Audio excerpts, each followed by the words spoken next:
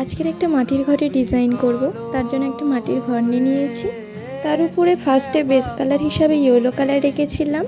তারপর ওই yellow colour আর pink colour add করে এই সুন্দর মাটির কালারটা করেছিলাম।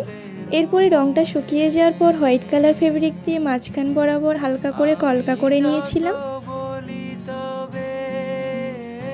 কলকাটা কমপ্লিট করে নেওয়ার পরে ঘরটির মুখের কাছটাতে পদ্ম ফুলের ডিজাইন করে দিয়েছিলাম। এই পদ্ম ফুলের ডিজাইনটা 4টে করেছিলাম। এরপরে ঘটের নিচের অংশে একটু হালকা করে ডিজাইন করে দিয়েছিলাম। এই ঘটের ডিজাইন করাটা হঠাৎ করে মাথায় এসেছিল, তাই জন্য করা। আর এটাও ভাবিনি যে কেমন ডিজাইন করব। ডিজাইনটা করতে করতে যা যা ডিজাইন মাথায় আসছিল তাই ডিজাইন করেছি। আসলে জুয়েলারি বানাতে বানাতে অনেকগুলো তুলি কিনে ফেলেছি, তো ওই তুলিগুলো এক জায়গায় করে কি করে রাখা যায় সেটাই ভাবছিলাম। তারপরে এই ঘরটা চোখে পড়ে, ভাবলাম সাদামাটা কেন রাখবো, একটু ডিজাইন করে দিই ঘরটার উপরে, তাতে আরও সুন্দর দেখতে লাগে।